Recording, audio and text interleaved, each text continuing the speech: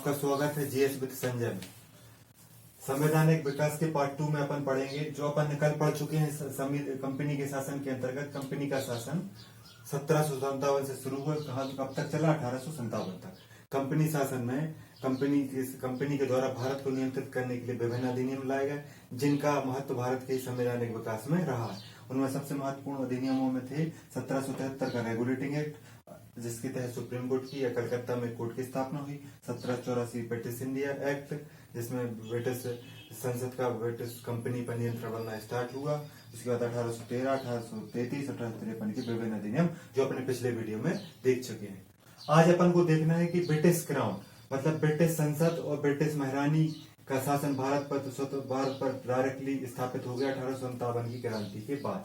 क्या होगा कि 1857 में भारतीयों ने क्रांति की, जिसे 1857 की क्रांति बोला जाता। 1857 की क्रांति में बुंदेलखंड विभिन्न भारतीय राजाओं रानी द्वारा जो क्रांति की गई, उससे अंग्रेजों ने सीख लेते हुए एक व्यापारिक कंपनी जो प्रशासनिक कंपनी थी उससे प्रशासनिक अधिकार छीन लिए और अब भारत पर प्रत्यक्ष नियंत्रण ब्रिटिश क्राउन या ब्रिटिश संसद का हो गया।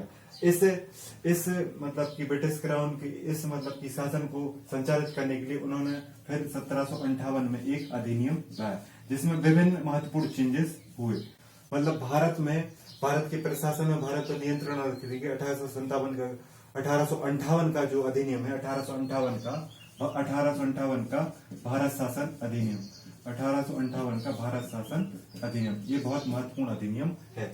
उसके बाद 1861 का अधिनियम, 1892 का 1892 के बाद 1909 का, 1919 का और 1935 का। इन अधिनियम के बारे में अपन को देखना है, तो आइए एक एक करके सबको देखते हैं।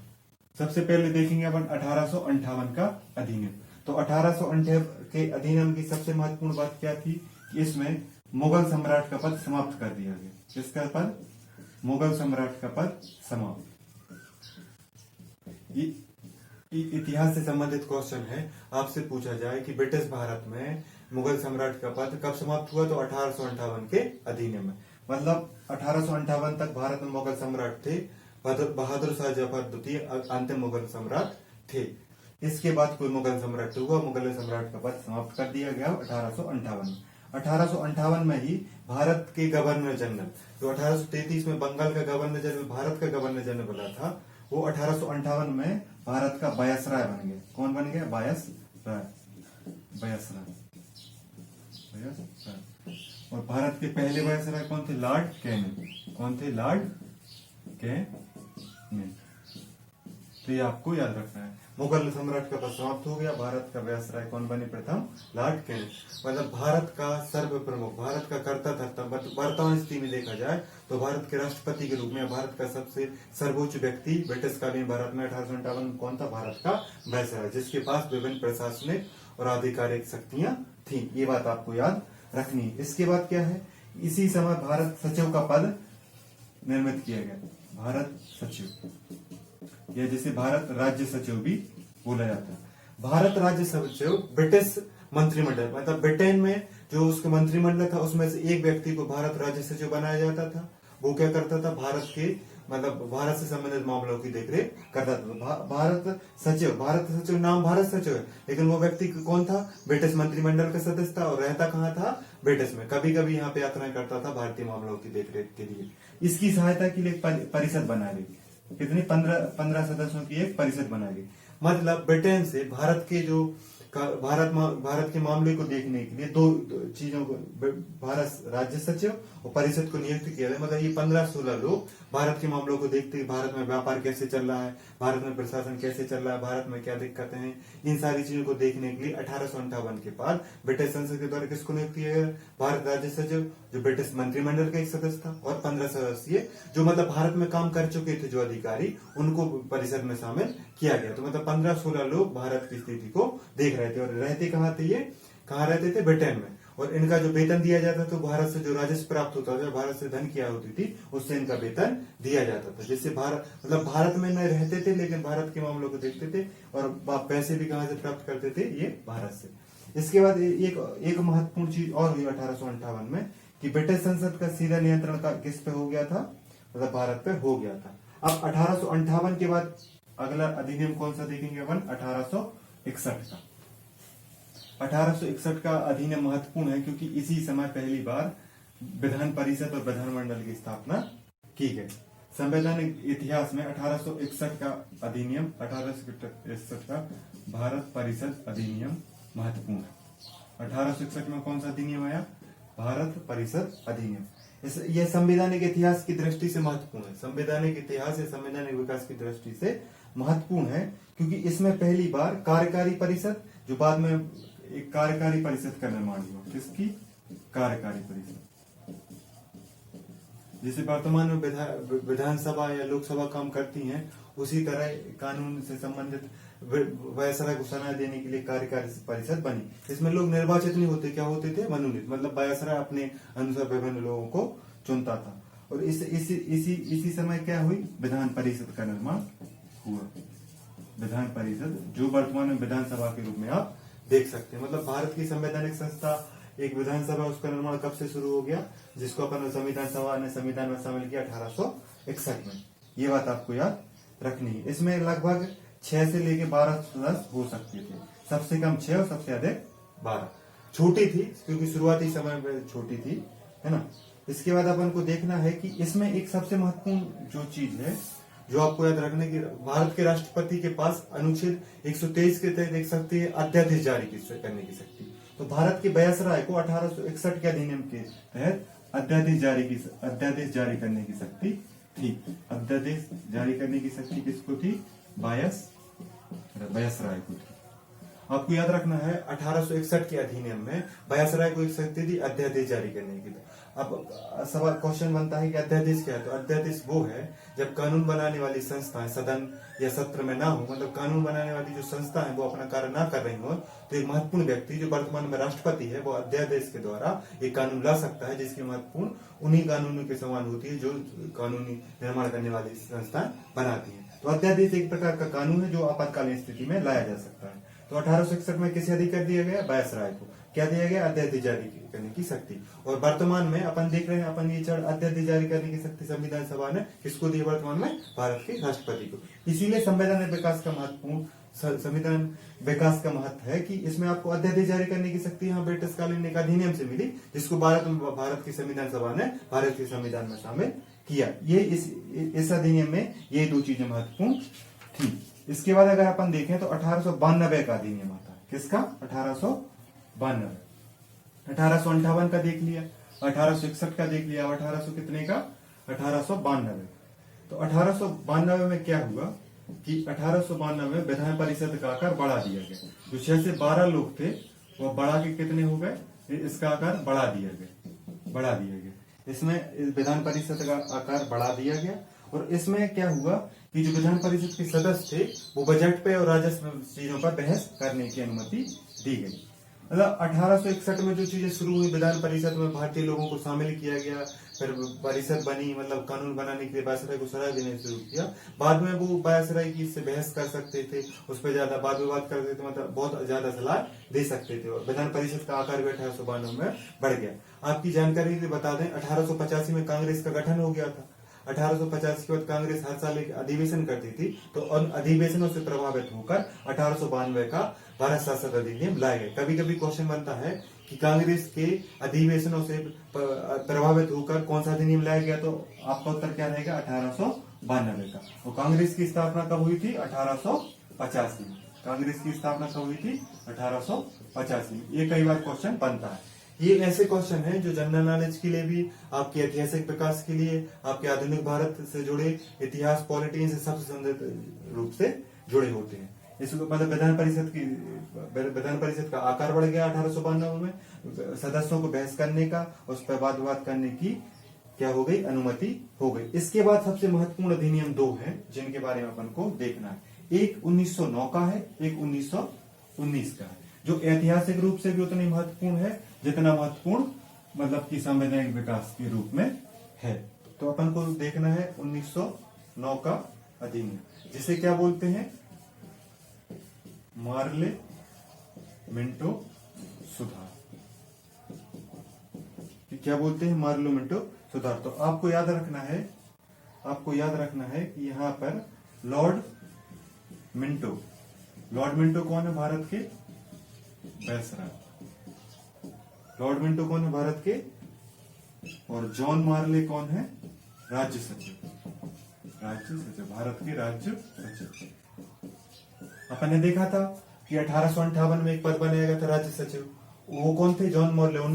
तत्कालीन 1909 में भारत के राज्य सचिव कौन थे? John Morley. और वायसराय कौन थे? ये दोनों इन दोनों पद का गठन कब किया गया था? 1858 के अधिनियम। ये बात आपको याद रखनी है। तो जो पहले व्यक्ति हैं वो भारत के राज्य सचिव ये, क्योंकि भारत का राज्य सचिव जो भारत के मामलों की देखरेख कहां से कर रहा है? ब्रिटेन से। और वायसराय जो भारत में उस चीज को कार्यान्वित कर रहा है। तो इन दोनों मिलके एक अधिनियम भेजा जिसे क्या बोलते हैं? 1909 का अधिनियम या मार्लो मिंटो सुधार। ये चीज आपको याद रखनी है। तो जो मार्ले पहले नंबर पर राज्य सचिव नाम का व्यक्ति, कोई भी अलग अलग समय अलग अलग व्यक्ति बैठे, लेकिन 1909 में राज्य सचिव के पद पर कौन थे? जॉन मार्ले। और वायसराय के पद पर 1909 में कौन थे? Lord Minto. तो ये आपको याद रखना है। तो जो पहले होता है वो राज्य सचिव, जो बाद में, ये सुधार दो है क्योंकि 1919 में अलग अलग व्यक्ति और 1909 में अलग व्यक्ति है।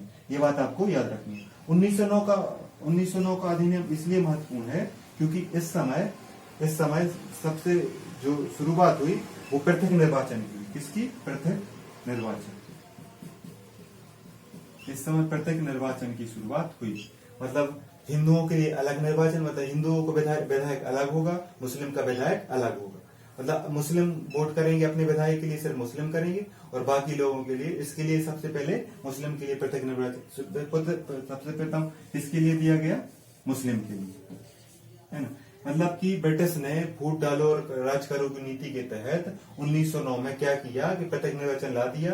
मतलब हिंदू अपने अलग विधायक चुनेंगे उसी क्षेत्र में, मुस्लिम अपने अलग विधायक चुनेंगे उसी क्षेत्र में, जिससे क्या होगा? इनके बीच की दूरियां बढ़ गई। और पृथक निर्वाचन किसके लिए सर्वप्रथम दिया गया? तो मुस्लिम के लिए। इसीलिए लॉर्ड मिंटो को सांप्रदायिक जनक कहा जाता।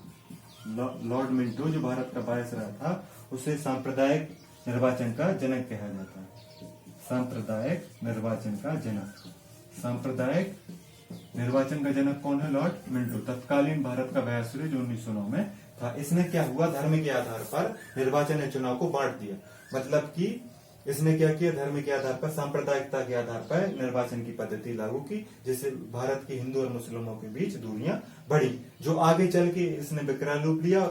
ये वो बीज हैं जिन्हें ब्रिटिश भारत ने भारत के लोगों में ब्रिटेन के लोगों ने भारत में बोए, जिसके कारण एक नए पाकिस्तान, नए देश का जन्म हुआ, जो आगे चलकर कौन बना? पाकिस्तान। इनमें 1909 का और प्रथा निर्वाचन महत्वपूर्ण भूमिका निभाता है। ये बात आपको याद रखनी है। और 1909 में क्या हुआ कि 1909 में मतलब पृथक निर्वाचन होने के साथ साथ जो अपन ने देखा था, यहाँ पर किसकी स्थापना कर दी गई? प्रांतीय विधान परिषद की। मतलब प्रांतीय विधान परिषद, मतलब राज्यों के लिए भी एक विधान परिषद होगी। वायसराय की कार्यकारिणी होगी, और विभिन्न जो प्रांत थे, लगभग 15-16 प्रांतों में बटा था ब्रिटिश, उनके लिए अलग अलग परिषद होगी। एक प्रकार से जैसे वर्तमान में विधानसभाएं हैं, भारत की संसद है, उस प्रकार की स्थिति 1909 में निर्माण शुरू हो गया। इन्हीं चीज को बाद में संविधान में शामिल किया गया। इसीलिए अपन इस संवैधानिक विकास के बारे में पढ़ रहे हैं। इसके बाद एक महत्वपूर्ण अधिनियम आता है जो अपन को देखना है, कौन सा? 1919 का अधिनियम। कौन सा अधिनियम देखना है? 1919। 1909 का देख लिया। आपसे पूछा जाए कि पृथक निर्वाचन की शुरुआत कब हुई, तो कब हुई? 1909 में। पृथक निर्वाचन का जनक या सांप्रदायिक निर्वाचन का जनक किसे कहा जाता है? Lord Minto. लॉर्ड मिंटो कौन थे? भारत के वायसराय 1909 के समय। अब अपन को देखना है 1919 का अधिनियम। 1919 का अधिनियम, 1919 के अधिनियम को बोला जाता है मॉन्टेस्क्यू और चेम्सफोर्ड सुधार। तो यहाँ पे चेम्सफोर्ड कौन होगा? भारत का वायसराय। और राज्य सचिव कौन होगा? मॉन्टेस्क्यू। ये राज्य सचिव है और ये भारत के वायसराय है। ये बात आपको याद रखनी। तो 1909 के अधिनियम में क्या हुआ कि प्रांतों पर द्वैध शासन की स्थापना, प्रांतों के स्तर पर द्वैध शासन की स्थापना। प्रांतों के स्तर पर द्वैध शासन का मतलब दो लोगों का शासन। तो क्या होगा कि प्रांतों के मतलब जो राज्य थे, जो जैसे उदाहरण के लिए आप मध्य प्रदेश में है, तो मध्य प्रदेश में शिवराज सिंह चौहान भी राज करेंगे और नरेंद्र मोदी, तो इसे क्या बोला जाएगा, द्वैध शासन। अब द्वैध शासन में समस्या क्या होती है कि बहुत सारे लोगों के अधिकार निश्चित नहीं होते, उनके पास शक्ति होती तो वो कर नहीं पाते।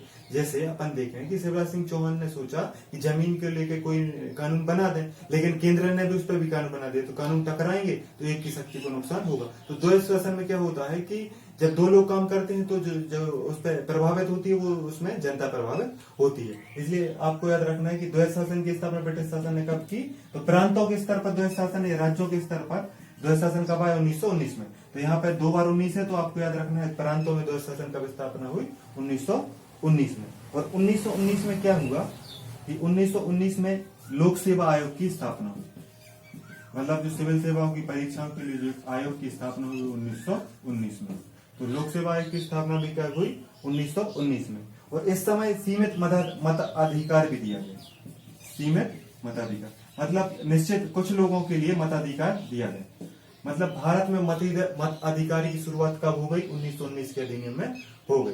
जो और 1950 में जब भारत का संविधान लागू हुआ तो भारत ने सार्वभौमिक मत अधिकार दिया, मतलब 21 साल से अधिक वाले लोगों के लिए, सब जो 21 साल से अधिक हैं, न जाति न धर्म न गरीबी न अमीरी, किसी चीज को नहीं देखा गया, सिर्फ आपकी उम्र कितनी होनी चाहिए, 21 वर्ष, और आपको मताधिकार मिलेगा। बाद में 61वें संशोधन के द्वारा इसको घटाकर कितना कर दिया गया, 21 से 18। आरंभ में कितनी थी मताधिकार की उम्र, 21 वर्ष, ये आपको याद रखना है। तो लोक सेवा आयोग की स्थापना 1919 में की गई। सीमित मताधिकार मतलब कुछ लोगों के लिए मताधिकार कब दिए गए, 1919 में दिया गया। 1919 के अधिनियम में ही कहा गया था कि इसकी समीक्षा के लिए एक आयोग बना जाएगा। इसी से कनेक्ट है जो 1927 में एक कमीशन बनता है, साइमन कमीशन। इसी अधिनियम की समीक्षा के लिए बनाया गया था साइमन कमीशन। और 1919 के अधिनियम में एक चीज और है कि 1919 के अधिनियम में क्या किया गया, 1919 के अधिनियम में पहली बार मतलब कि विधि निर्माण के लिए मतलब गवर्नर को अधिकार सीमित कर दिए गए, प्रांतों को अधिकार दिए गए। मतलब जो गवर्नर थे उनकी जगह पर किसको, प्रांतीय परिषद मतलब अब कुल मिला के जो विधानसभाएं हैं वो कानून निर्माण में मुख्य हो गई और जो अधिकारी थे वो सीमित हो गए।